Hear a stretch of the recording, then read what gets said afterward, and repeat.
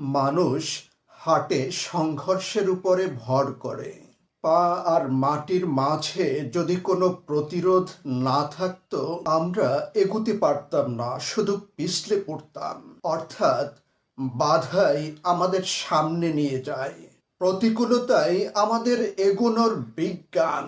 জীবনেও একই সূত্র কাজ করে। চাপ না থাকলে হীরা তৈরি হয় না, ঘর্ষণ না থাকলে আগুন জ্বলে না, ঝড় না এলে আকাশ পরিষ্কার হয় না।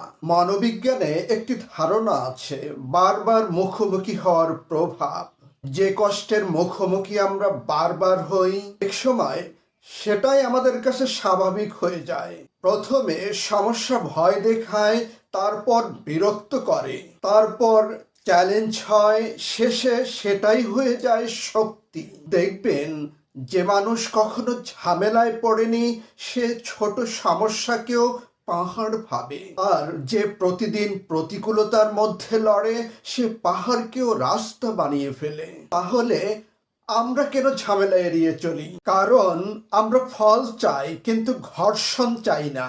কিন্তু বাস্তবতা হলো আপনি যে ঝামেলাকে সবচেয়ে বেশি এড়িয়ে যাচ্ছেন, সেই ঝামেলার মধ্যেই আপনার জীবনের সবচেয়ে বড় পুরস্কার লুকিয়ে আছে। কমফোর্ট জোনে শান্তি আছে কিন্তু উন্নতি নেই, সংগ্রামে কষ্ট আছে কিন্তু সম্ভাবনাও আছে। আজ আপনি সমস্যাকে এড়িয়ে গেলে কাল সমস্যা আপনাকে এড়াবে না, কিন্তু আজ আপনি সমস্যার মুখোমুখি হলে কাল সাফল্য আপনাকে খুঁজে নেবে।